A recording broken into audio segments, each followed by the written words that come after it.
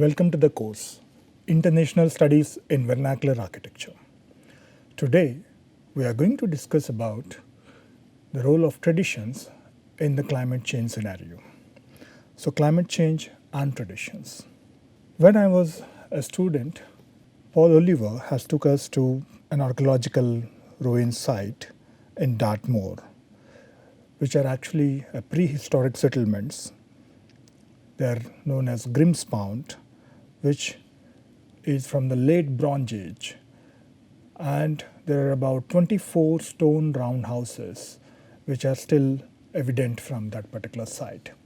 What you actually see here is a big circular ring, and within which you have small circular dwelling units. There are about 24 units like that. So though it was from the historic context we are looking at that, the very first question which came in my mind was, why do such settlements perish? And today, what happened to these settlements and what are the factors that are associated to it? So obviously it is not only true for this particular settlement, but there are many other settlements which have perished away. What were the reasons? Is it only because of war or any kind of political issues, or it is also something to do with the climate change? So these are some very first questions which came in my mind. And today I'm going to take you through a kind of narrative of how the climate change scenario was evident from the historic times and how it is evident in the context in the contemporary situations. So I'm going to discuss about from the agricultural revolution, from the early human civilizations, and then we take into the context of the contemporary situations in the study of the Himalayan region, where some of our current projects and some of our PhD works are going on. So what I'm going to discuss here is the very first part. It is also coming from an important seminal work from Yuval Noah Harari, Sapiens, and his understanding and the kind of data which he put through is how the humans have evolved and how their civilizations have transformed and what are the factors associated to it. And in that, he discussed a very significant aspect, how agricultural revolution has become a trap for the civilizations.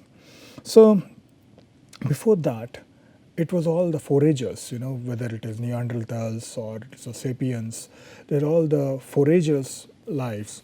So people wander around here and there and they hunt animals, and that is how they used to live. But then wheat was a very rare grass which was found in Middle East and other places. But then when he started looking at how we can cultivate wheat and how we can store wheat, and that is the very beginning stages of agricultural revolution.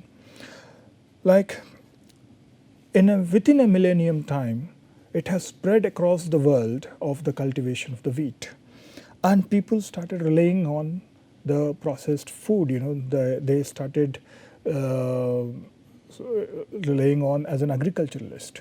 They started cultivating the lands, they started clearing the forest, they're making their crops, and that is where we can see an important evidences, because every day this particular map is growing upon, and then there is very significant discoveries happening all around the world which dates back to the agricultural revolution.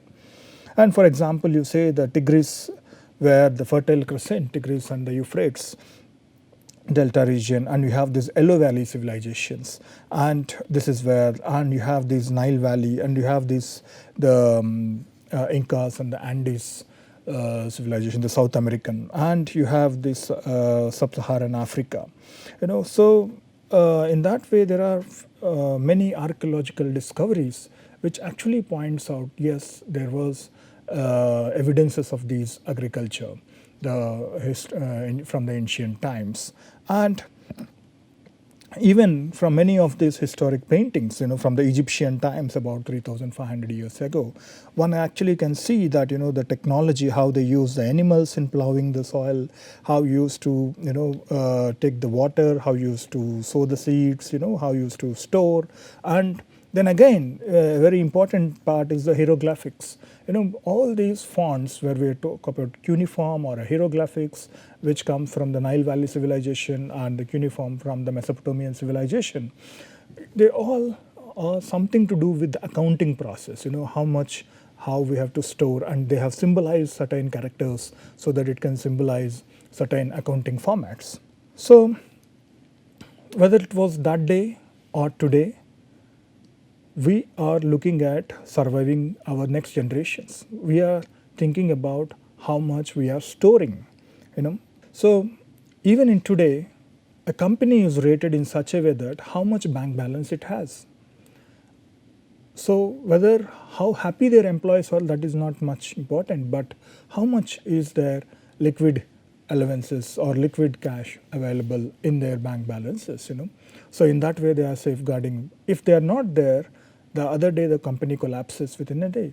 Similarly, it is about even the human civilization thought in the same manner, like instead of having 100, why not we have 1,000 DNA copies. Even now we are talking about storing the extinct seeds, the seed bank which we are referring to. So it is the whole essence of the agricultural revolution. It is the ability to keep more people alive under the worst conditions. So here, this whole process is about how our successive generations can lead further. Similarly, when we look from the storage point of it, whether it is Mohenjo-daro Harappan civilization, where we find the great granary, and then we have even in a Papua New Guinean cultures, you can see these yam houses. So these yam houses are nothing but a storage spaces for storing the yam roots of those particular tribes. So in fact, these are most symbolic in nature. The more storage they have, so they try to decorate these yam houses with the rich ornamentation, and as well as they give the finest wood carving, the finest. They give the finest wood quality, and they are built with a fine craftsmanship. So in fact, the storage becomes an important aspect because we need to retain these food grains or certain aspects of their survival, for the future, which can actually help the future generations.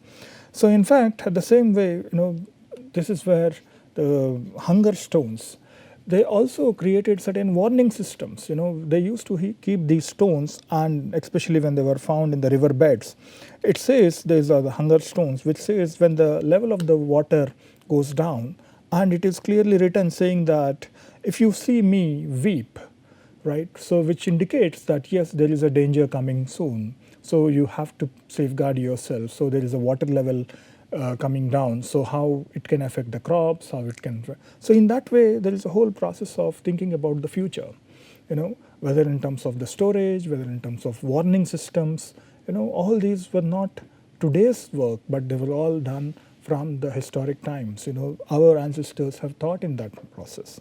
When we talk about the wheat and the agricultural revolution, so initially these foragers have turned into farmers.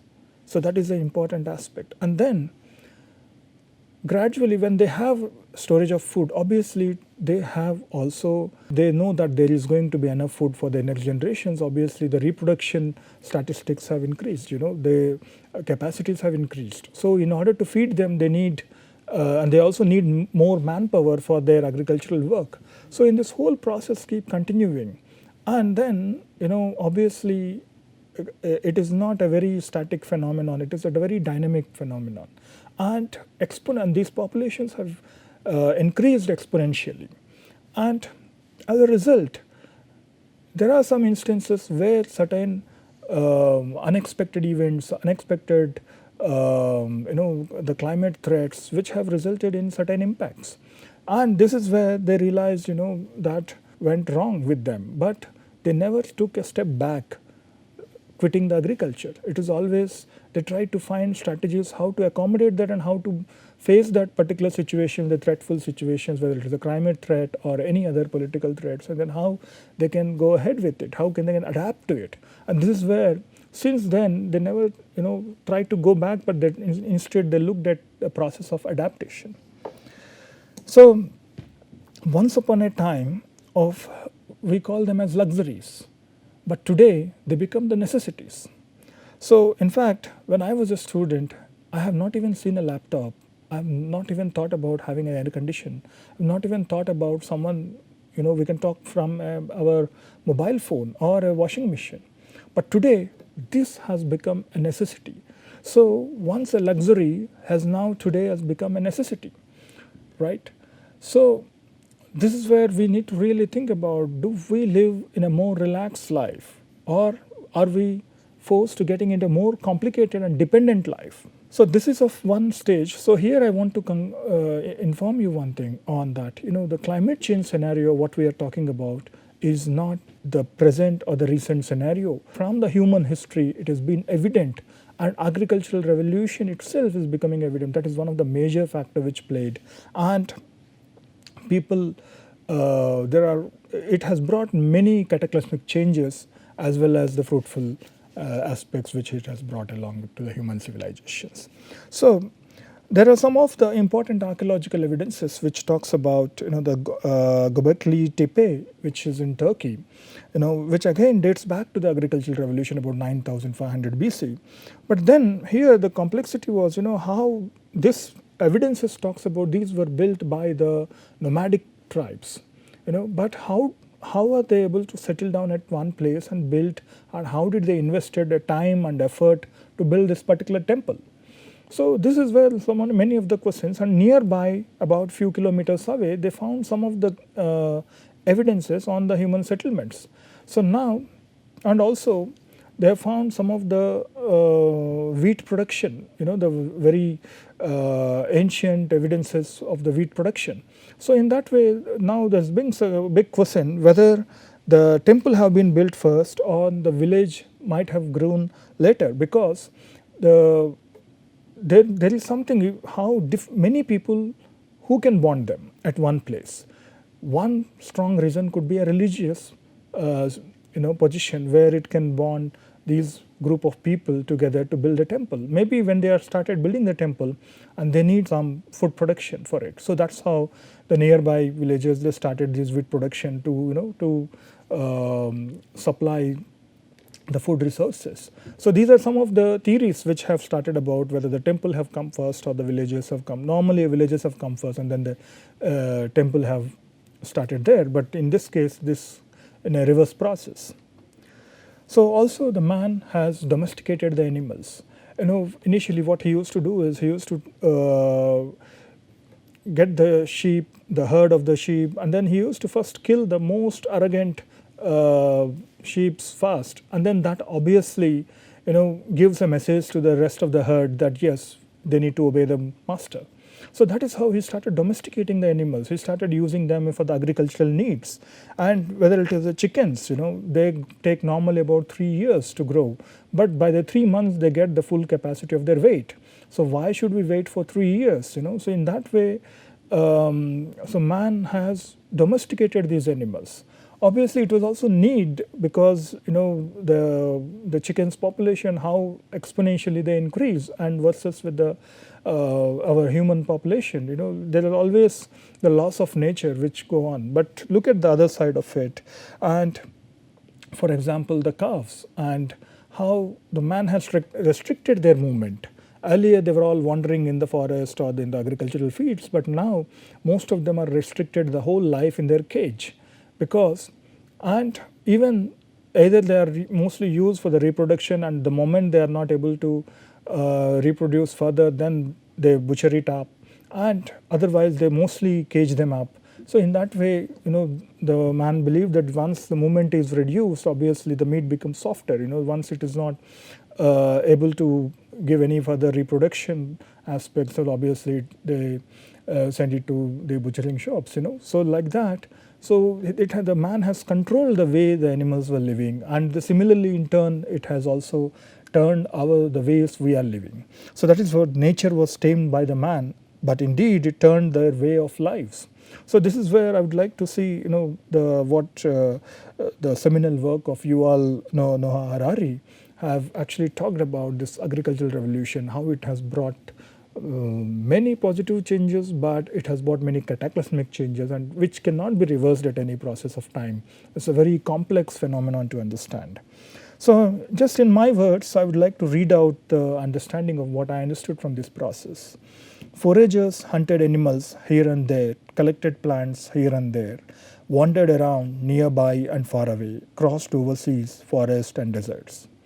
Encountering harsh climates and biting weather conditions, walk up to hills and move down, searching for lush green plains, sowed their seeds, watered their plants, and collected their weeds for surviving their needs. Needs pass by and deeds pass by, creeds and greeds come by. Days pass by, years pass by, centuries pass by. Resources have perished by. Foragers have become farmers, wanderers have become settlers, settlers have become traders, traders have enabled administrators. Cows and goats were domesticated, forests and fields were cultivated, rivers and streams were channeled, trees and rocks have disappeared.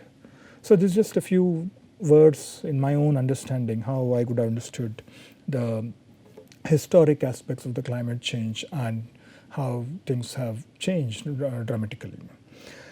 So the second part of this lecture, we are talking about the disasters and the climate change.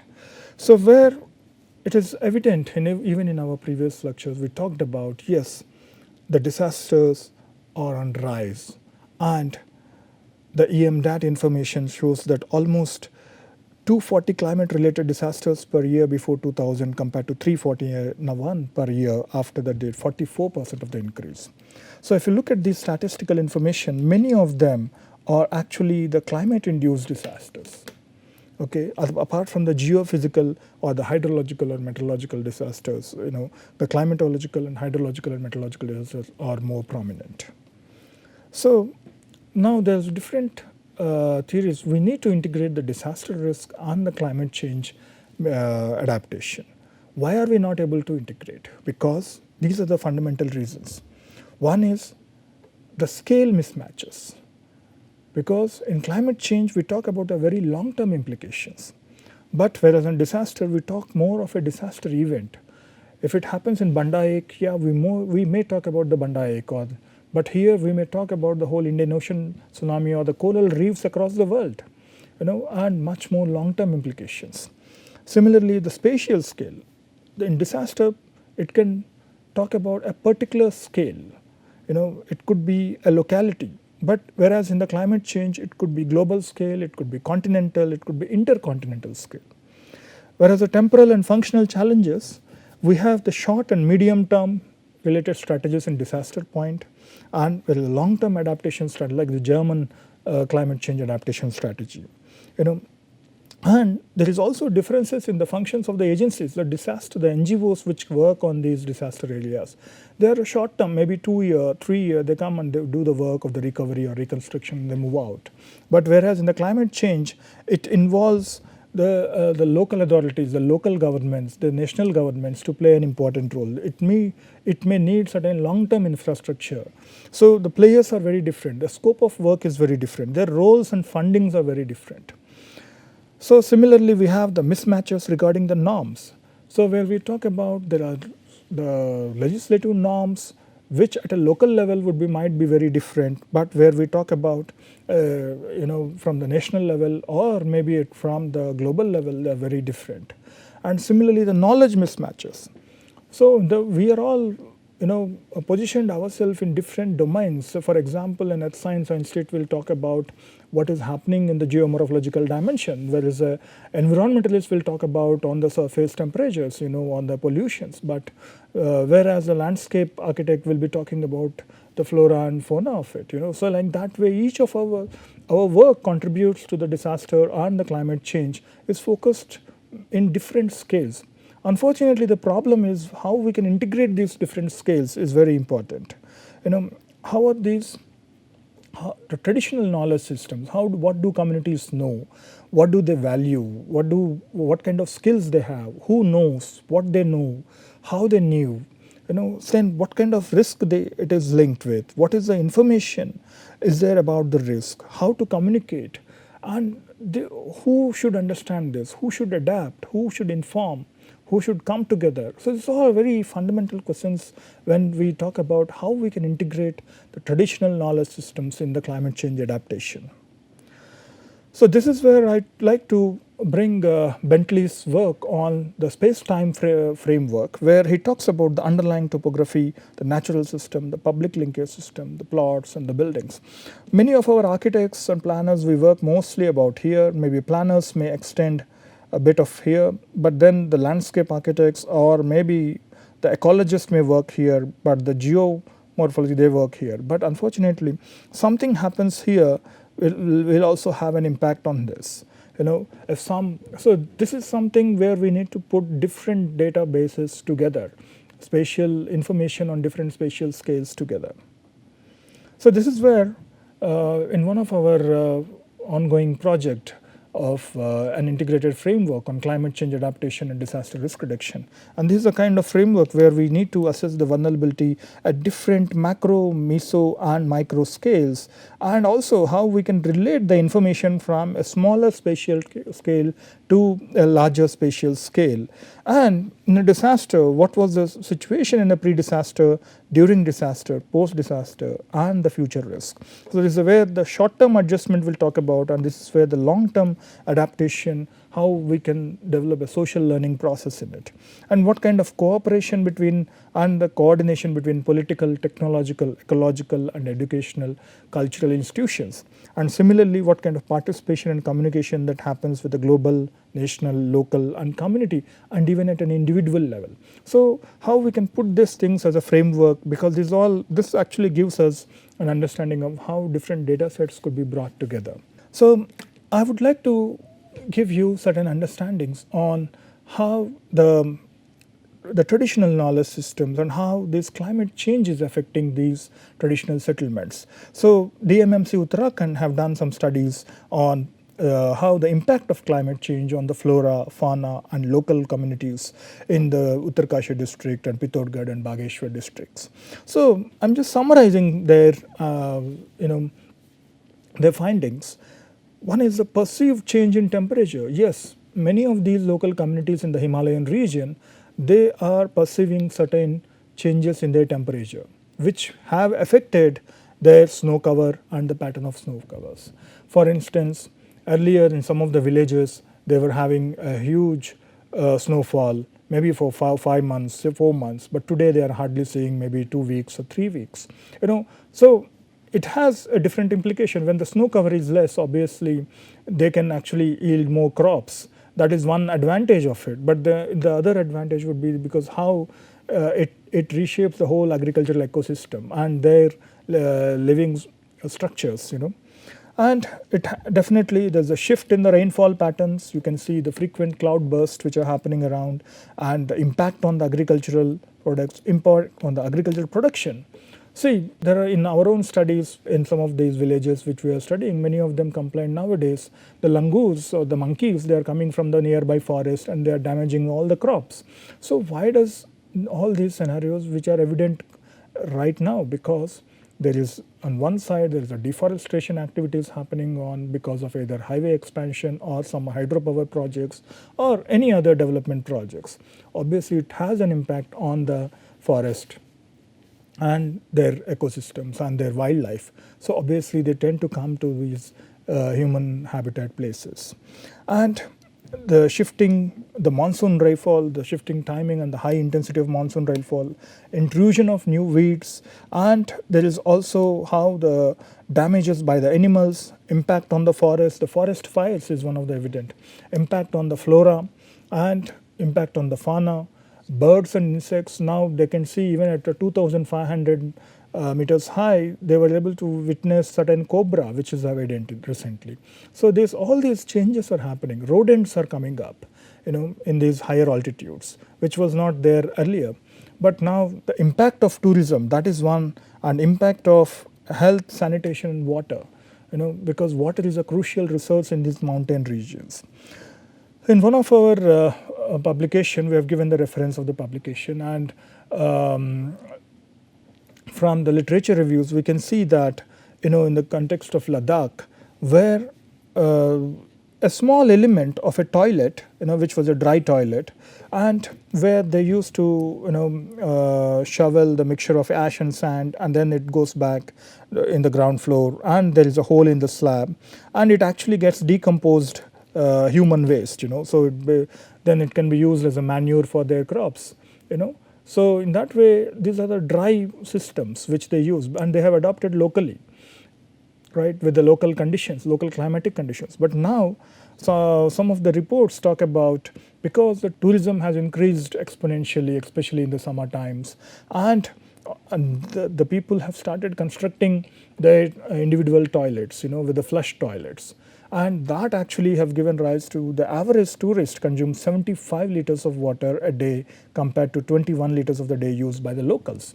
So now earlier they were all relying on the traditional knowledge systems of the churs and the jinks systems, where they used to collect the water and they use it for the rest of the period.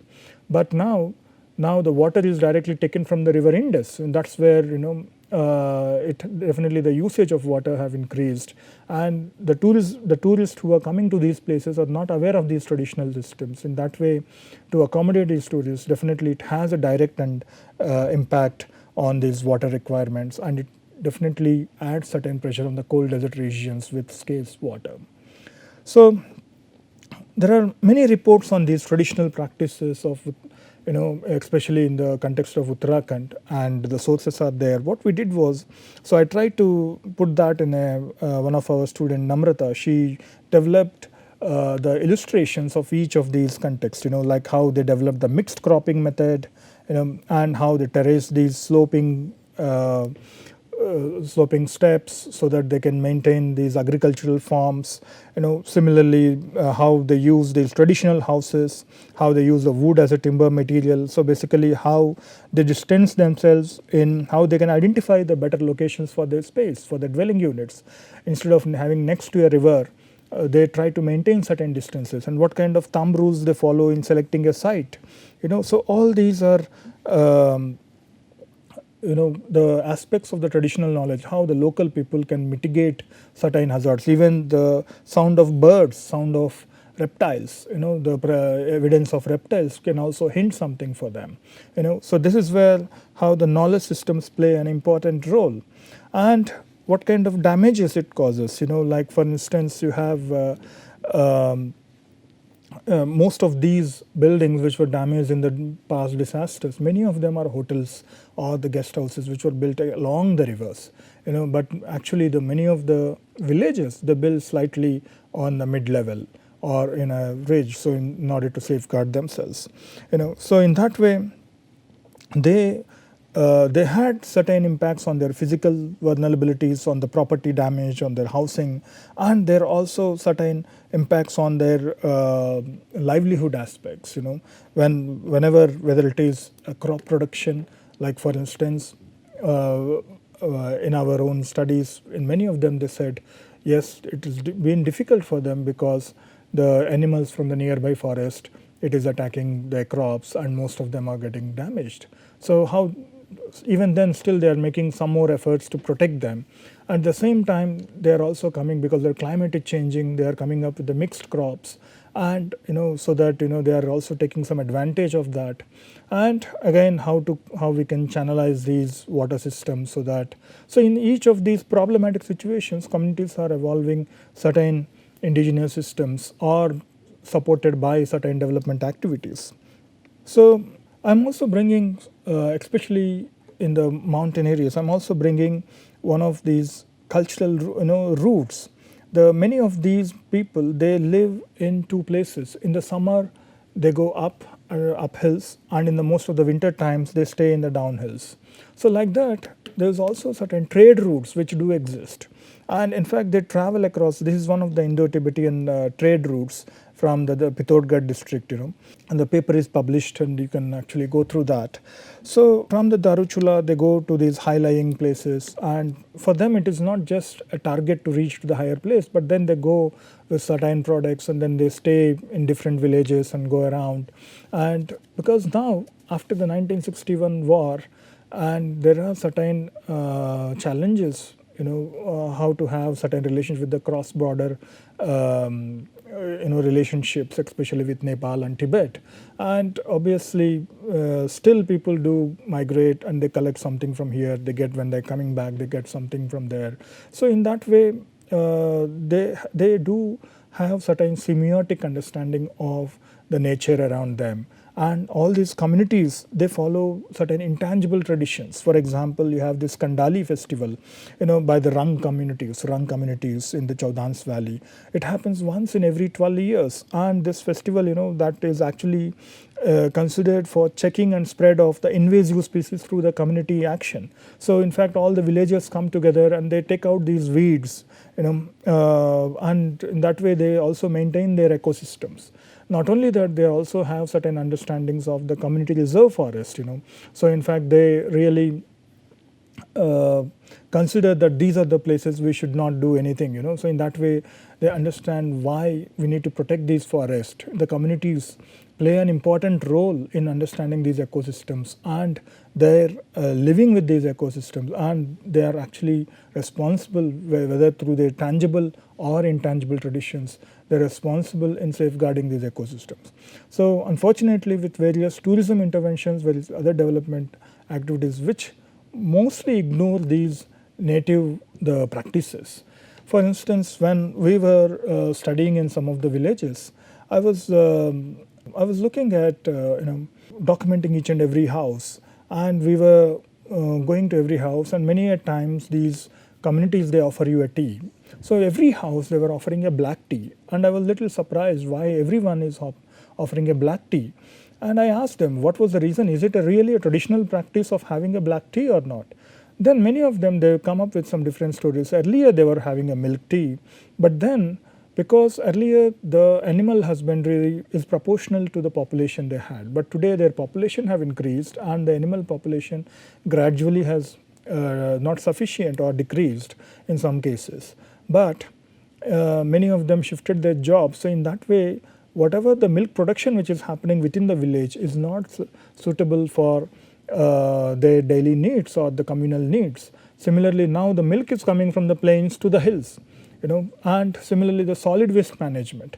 Earlier they used to have these indigenous festivals like Pahadi Diwali, so where they had certain myths associated to it. There was a kind of a wrestler who went to China and he was released on that day, and then that's how they celebrated. And the way they celebrate is they bring all the solid waste from each dwelling and they burn it on that day. So in that way, it's a self-processed structure where they manage the solid waste management.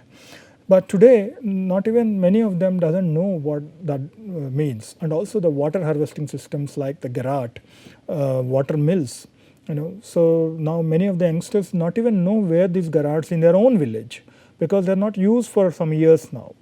And how do one can investigate these indigenous systems like the buildings, how they use the timber and the stone, the Katkuni styles, and they have the timber buildings, including the religious buildings. And why do they really located these places? How do they identify these places as their dwelling? Like one can really see, like one of our student, Naina, she actually used the GIS techniques and come up with the drain patterns.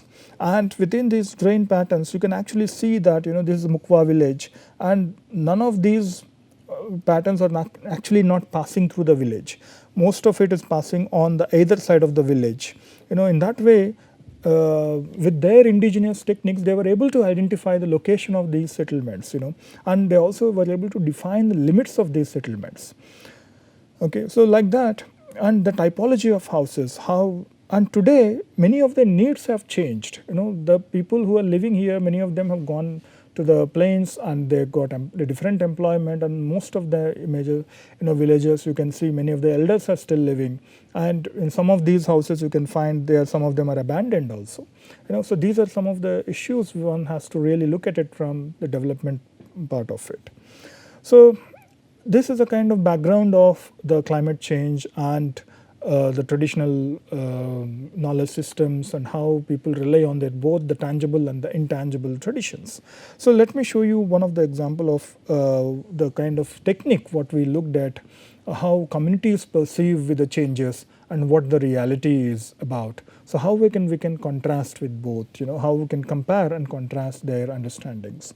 So here we actually adopted the Brunskills method on how to document these traditional buildings, because when you are documenting many buildings and we are going to have these kind of templates pre-prepared, and then this becomes a kind of coded sheet, which place, which address, and this becomes okay, this is a coded description, shows the house to have a brick walling, and which is an A2, and with a mixture of other materials which is again a B2, gable roof and with thick slates. Like that, it gives a nice description of each of the house.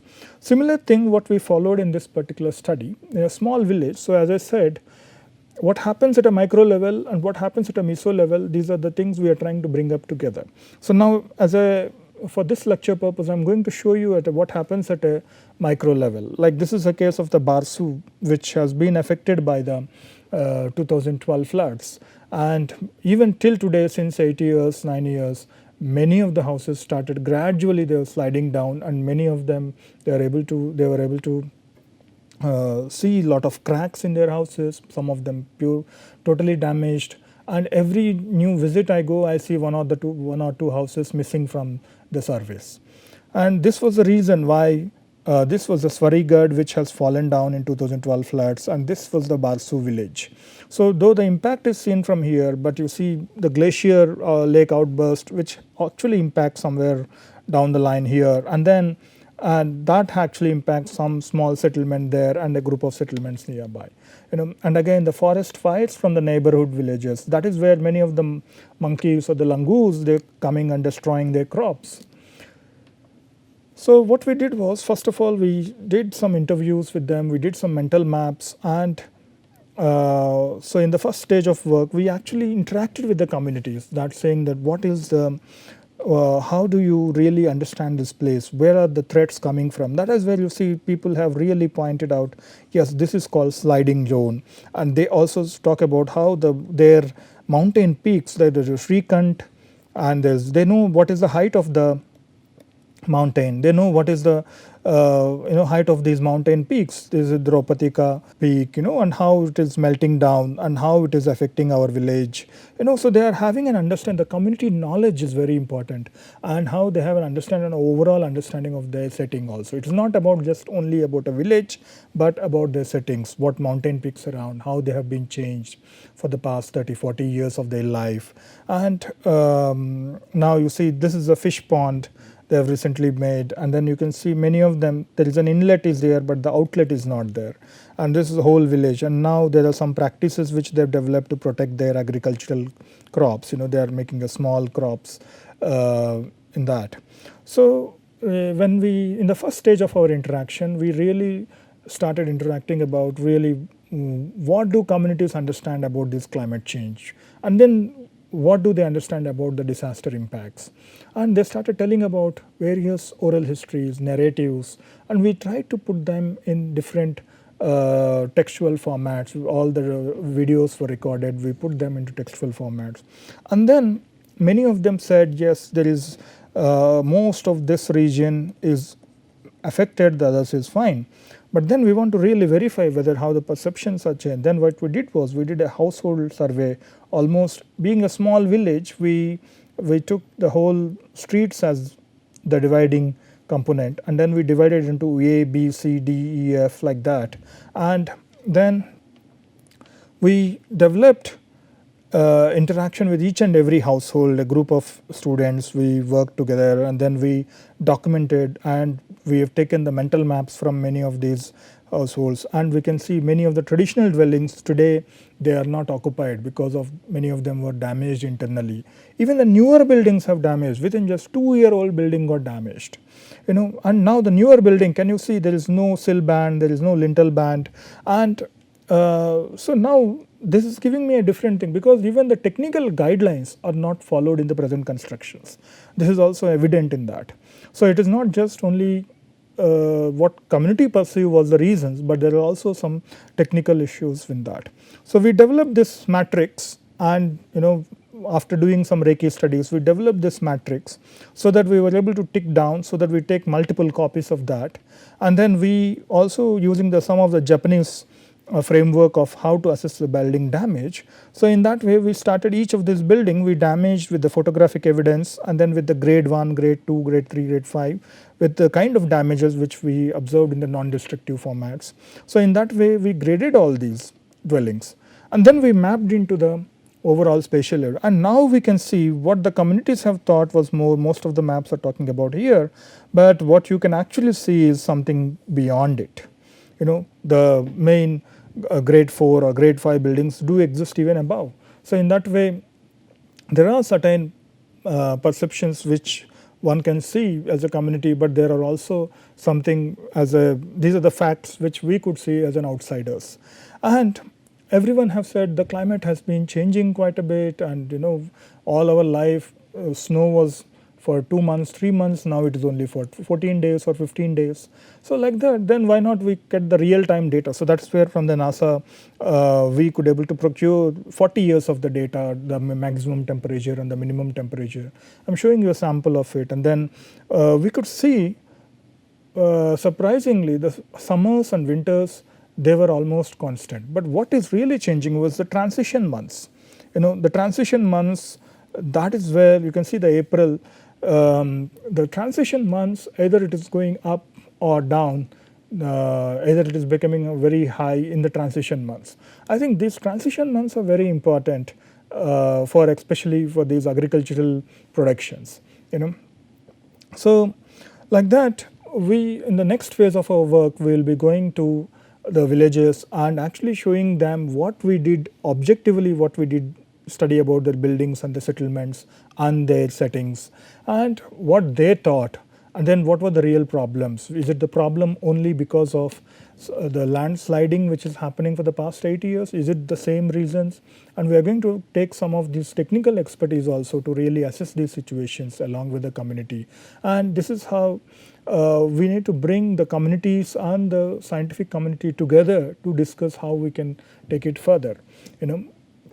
So with this, I would like to summarize this understanding of my experience in working with these Himalayan communities with a small few lines.